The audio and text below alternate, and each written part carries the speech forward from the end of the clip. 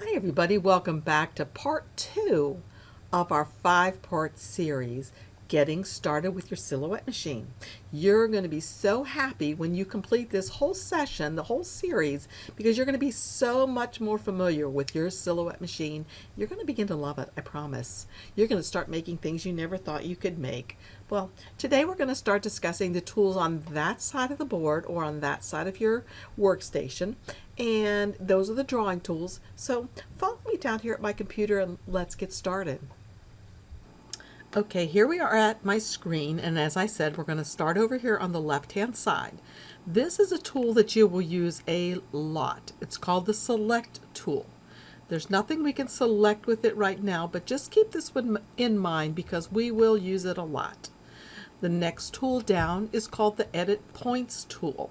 I also sometimes call it nodes because there are a lot of programs that do call the points nodes. We're not going to mess with that one yet. The next one down are the line tools. Notice there are several different ones that pop out. Let's just draw some straight lines first. So come over after you've clicked on it and just draw some straight lines over here.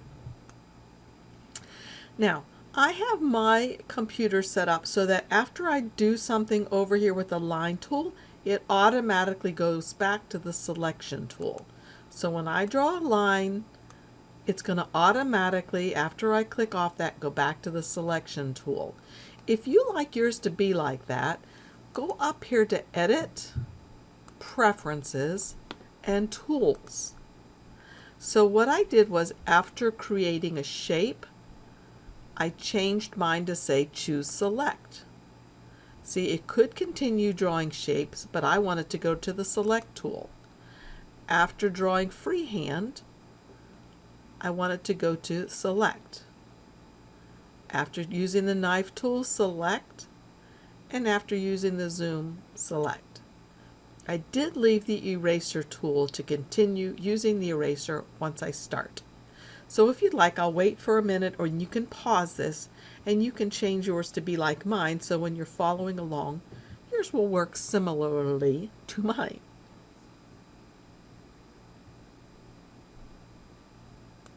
So you'll click on Apply and OK. And now, so we've drawn 2 lines. Let's come up and draw one more, and let's make it go the opposite way, like that. Okay, no biggie, right? So it's already back to the Select tool. So if I'd like to, I can draw a big box around all of that. And I can change how thick the line is by coming up here to the PT or point. So if I make that a 3 and hit Enter on my keyboard, look how much thicker those lines are. I can also change the color of the lines by coming right here. This is the line color. Change them. So let's leave that for a moment and let's come back over here to the line tool. And we did the straight line or the draw a line. Let's do the draw a polygon. This time what I'd like you to draw is a star. So every time you make a click, it makes a line segment or a part of a line. So I did one click here. I'm going to come up here and click. Then I'm going to come down and click. So I'm making a star like we learned to make when we were in grade school. Remember that? Just like that. When I get down here to the red, I'm dragging the red one with me. When I get back down here to the red one, it's going to stop, or I could double click, and that's the end of that. That closes that shape. So again, I can come up here and change the width of the line. Maybe I'll make it a 5 and hit Enter. And I can change the color up here to purple, whatever I like. And that is that. So that's the draw a polygon. Now this one right here is draw a curved shape. So let's come over here again. Well, first we need to click on draw a curved shape. Come over here and put your first point down. When you start dragging this out, the next time you put a point, and then the next time, notice how it's starting to curve. So I can try to make a circle as best I can. And as you know, when I reach the back, it's going to grab automatically and close. So I can double click and I'm done with that. So that's a pretty good circle, but not perfect. This is when the edit points comes into play. If I double click on this, notice these little squares that are all around here. And then also notice what's happened up here in this tool area. The edit points or edit nodes button got highlighted. So what that means now is that I can edit these. Notice when I highlight over it, my cursor changes from either an arrow or a hand to a little arrow with a little square attached to it.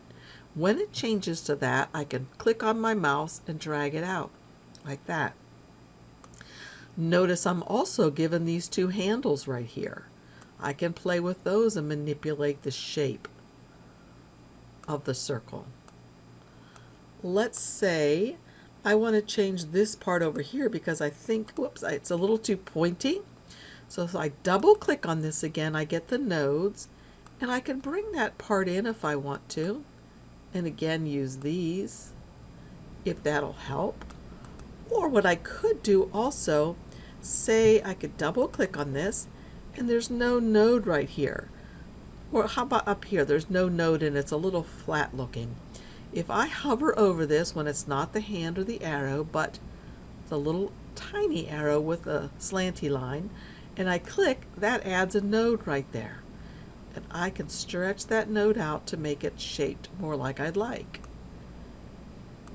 Just like that.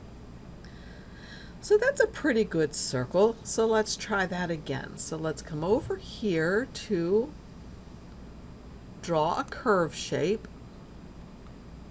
And this time I'm going to try to draw a heart. Let's see if I can. I don't know.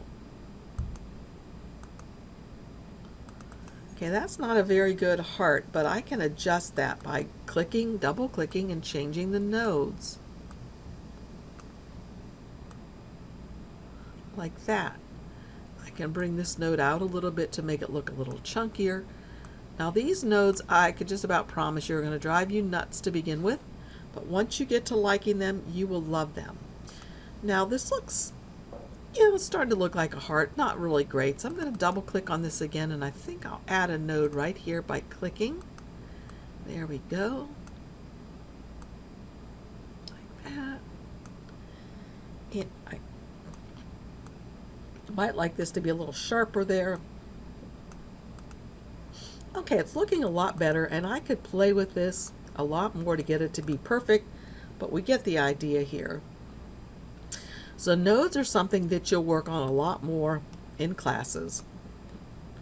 So let's move these out of the way now and come over here to the last one. I haven't really used this one much, the flexi shapes. You just draw a line and then you spread this like this, and notice how it makes part of a shape like that. And that gives you an arc if you want an arc. Like I said, I have not used that one very much, so I'm going to delete that. And while I'm at it, I think I'll highlight everything, and I can just hit delete on my keyboard once everything is highlighted to get rid of it. So delete. Okay. The next one down are the draw tools. Notice we have a rectangle, a rounded rectangle, an ellipse, and a regular polygon. The regular rectangle, I'll just start with that. Now, notice mine comes in and it's not filled. All I have is the outline of it. I'm going to change mine now because I prefer mine to come in filled. So what I'm going to do is I'm going to come back up here to Edit, Preferences. I'm going to come to Defaults. And right here, default fill style, I'm going to change it to solid fill. I'll apply it and say OK. And now the next time I draw one of these rectangles, watch the difference. It's going to come in with the default color, just like that. And of course here it tells you the width and the height of the image. So it tells it here on the little image. And you can also look up here and see the same dimensions. Okay, I'm going to highlight both of those and hit delete on my keyboard. Now I'm going to come to the next one. So I'd like you to do this too. Come over to the draw a rounded rectangle and draw a rounded rectangle. Then after you draw the rounded rectangle, notice these two little dots right here. When I mess with these two little dots, it changes the angle on all four sides of the rounded rectangle. So I'm going to pause, or I'd like you to pause the video for just a second and do this. Play with the rounded rectangle for a moment.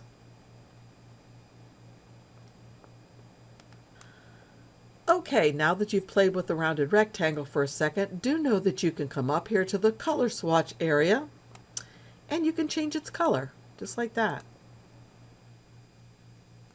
Okay, let's come over here again to the drawing tools. Let's get the ellipse. If I do not hold my shift key down, I can make this ellipse any size and shape that I'd like. And I can come up here, whoops, to the color swatch and change its color. Now, suppose I want a regular rounded circle. If I hold down my shift key while I draw, it makes a perfect circle no matter what I do, as long as I hold my shift key down. Then I release my mouse and then release my shift. And while it's still selected, of course, I can change its color. Okay, let's see. The last one we have here is the regular polygon. So we can just bring this down like this. And notice this has a little thing that looks like a zipper in the center. Look what that allows us to do. Change how many sides that polygon has, just like that.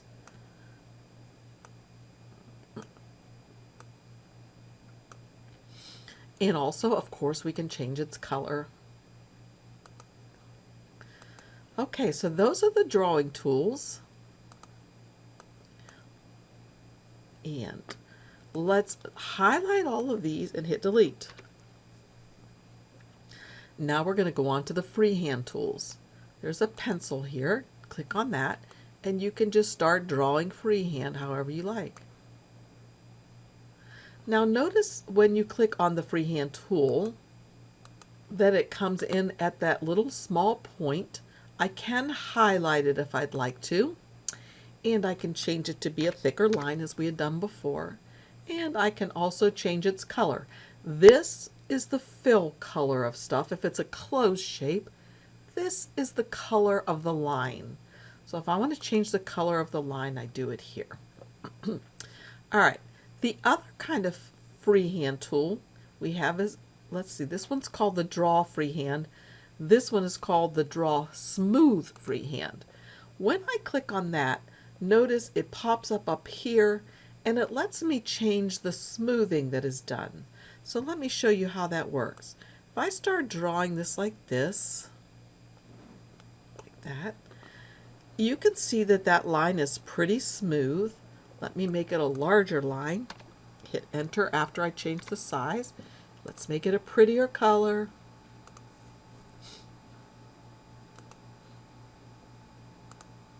I accidentally made the fill, and there is no fill purple. I wanted to make the line color purple. There we go. So notice the smoothing that's done on this. It's not jaggedy like this one that you can see.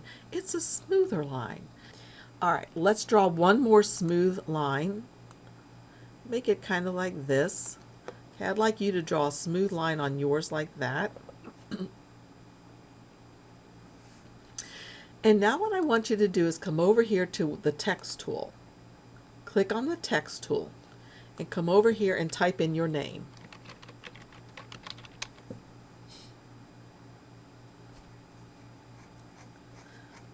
Okay, after you've typed in your name, notice this four-headed arrow that is right here. I want to show you something that you can do with this. It's really a lot of fun. You can bring it right up here to touch your line you drew, and your letters are automatically going to follow that line. Isn't that cool? So let's check something out. Let's come back up here to the ellipse tool, the circle. Let's make it in a round circle by holding down the shift key and drawing a circle. Let's bring it over here. I'm going to change its color to something else. And then I'm going to bring this text over here. Now notice this time it's not going around the circle and it's no longer going on that path. That's because this is changed from editable text. So what I need to do to get this back to being editable text is to just double click on it. When I double click, notice that there's green lines on both sides of it, and there's that double or four-headed arrow. Now it will come and go right onto that. Look at that. Goes right on. So if I want my text to go around in a circle, I can do that.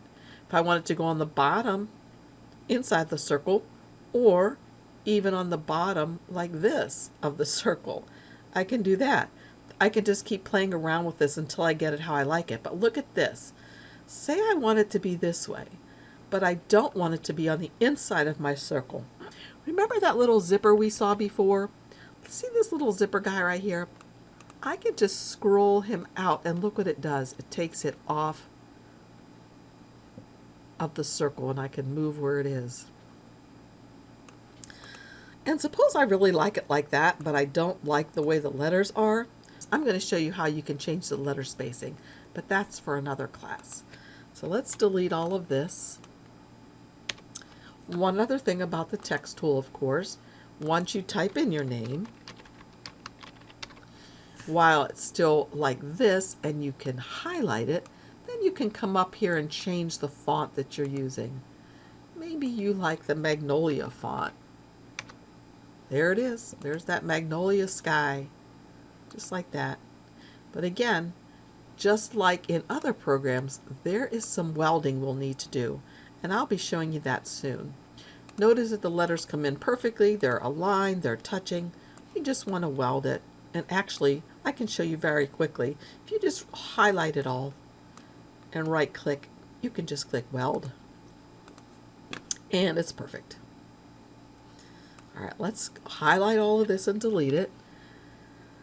This tool right here is called the Note tool. This is so you can take notes of what you have here. Like I want to tell myself I used Magnolia Sky font.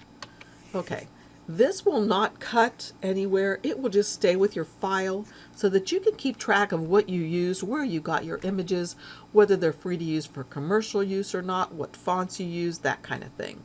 One of the things I do need to show you is if you want to change the size of the box, you have to hold down the Shift key and then you can change the size of the box. If you don't hold down your Shift key, you'll be like, this does not work. Shift, click on it to highlight it, Shift, and then you can stretch it. Okay, so let's delete that. The next thing is the eraser tool. So let's just draw a circle again, take my eraser, and again up here I can change how my eraser works. I can change the size of it. So right now it is this size. I can make it larger by coming up here, a large eraser. So this thing has been cut into 3 separate pieces, and I'm able to move them by hitting the select arrow up here and just moving them around. It's like that. And I could color them individually if I wanted to. Just clicking on each one and then coming up to the color swatch. Just like that. If I wanted to, I could further do this, click on the eraser tool, and I could change its size or do whatever. I think I will change its size small. Go like that. And I could continue on to color these then. Come up here to the select this one, and maybe I'll do this, select this one, and the next one over was this, the next one over is this. So I could do it just like that. And that's the eraser tool. The other tool that you're really going to like using eventually is the knife tool. And again, the knife tool just works like the eraser tool, where I can just slice this apart. I have 2 pieces now. Oops. I've got to get my knife tool again. Slice. I have 2 pieces. If I don't take my knife tool all the way through, just take it that far, it won't slice it all the way through. So watch this. I have 2 pieces here, 2 pieces here. This is still 1 piece with a slit in it. So that's the knife tool. So that pretty much concludes those tools over there for today. We will be using them in future sessions more and more and more. So thank you again for joining me in session number 2, or part number 2 of getting to know your silhouette software for your Cameo machine. See you again next week. Bye-bye.